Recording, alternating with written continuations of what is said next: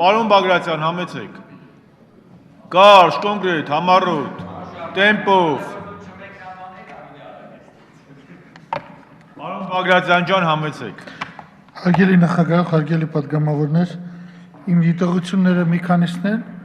որոնցից մի քանիսը կոնցեպտուալ են, իսկ մի քանիսը կոնկրետ։ Առաջի եւ ամենակոնցեպտուալ դիտողությունն այն է, որ անդադ մենք ասում ենք, որ մենք պարլամենտական հանրապետություն ենք։ Պարլամենտական հանրապետության պակարան բանանը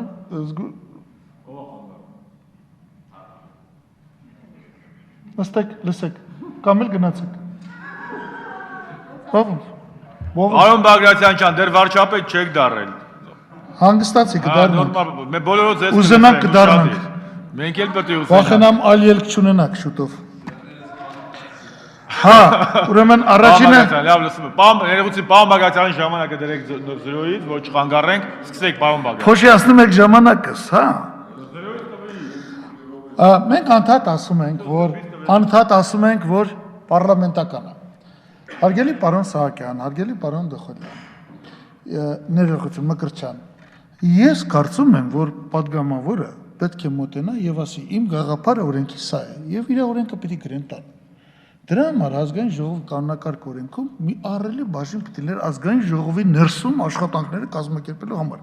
Դուք բերել եք հին կանոնակարգ, եղբայր, չէ՞ որ փոփոխությունները եկեք, այսպես պայմանավորվենք, կոսմետիկ են։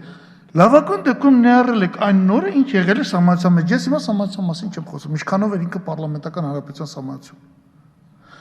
Ոնց կարելի է պետությունը համարել պարլամենտական, երբ որ պետության նորմատիվային ակտերի 80%-ը կառավարության գործադրի որոշումների տեսքով են։ Պարլամենտական հանրապետությունում ցանկացած գործադրի որոշում ընդունում է օրենքի տեսքով։ Եվ այս ազգային ժողովը տարեկան պիտի ընդունի ոչ թե 2250 օրենք, այլ 1250 օրենք։